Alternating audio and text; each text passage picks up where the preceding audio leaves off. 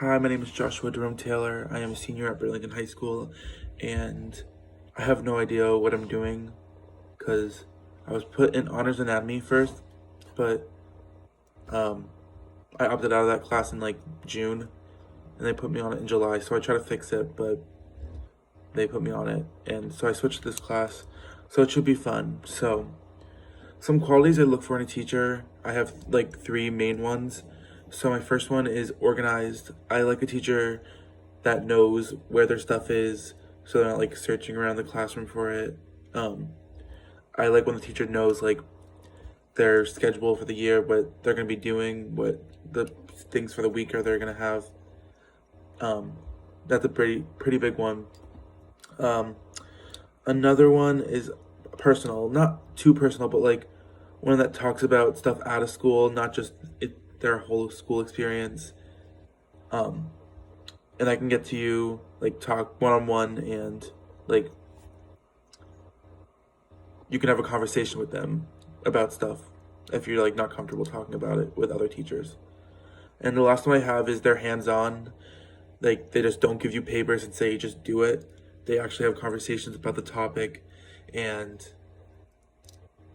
yeah, I've definitely had some teachers that give you papers and just expect you to do it and turn it in the next day, which is not a good way to learn, I don't think. I think a good way to learn is when you know the topic well after you're taught it. So, yeah. Something I'm really passionate about is music and everything that has to do with it. I've been doing music since I was like first grade, so like 9, 10 years old. It's really important to me because it's a way to express myself. I've been doing chorus since freshman year, but I've been in band since third. So it just it's a good way to find people that have common interests, but also are very diverse because they also have other things out of the band class or chorus. So that's pretty nice too. One big question I have for this year is how is it different from other history classes like US2 when you learn about modern things? Um, I kind of got switched into this class, so I didn't really have time to read like what's it about, what we're gonna be learning. But I will definitely be reading like the expectations and what is expected from this class. I know it's not gonna be an easy class because you're teaching it, but it should be not a challenge either. It's just I think it's getting me ready for college and what is expected from me in a year. So yeah. Two weaknesses I have as a learner is focusing. Um, I feel like a lot of students have this trouble in school, especially around the beginning of the year, because they're off at summer for 2 months, and for our case, 6 months, basically. Um, but you probably remember I had days off a lot, and I just lose track of time and not realize what we're doing in class, so I fall behind on a lot of assignments.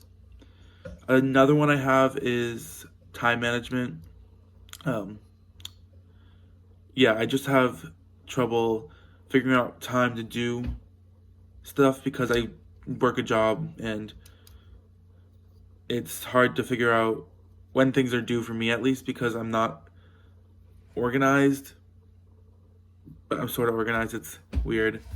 But two strengths I have is I can be very independent or I can be well in groups. Um,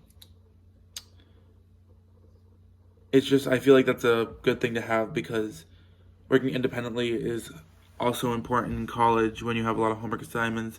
But I feel like in college you also have group work.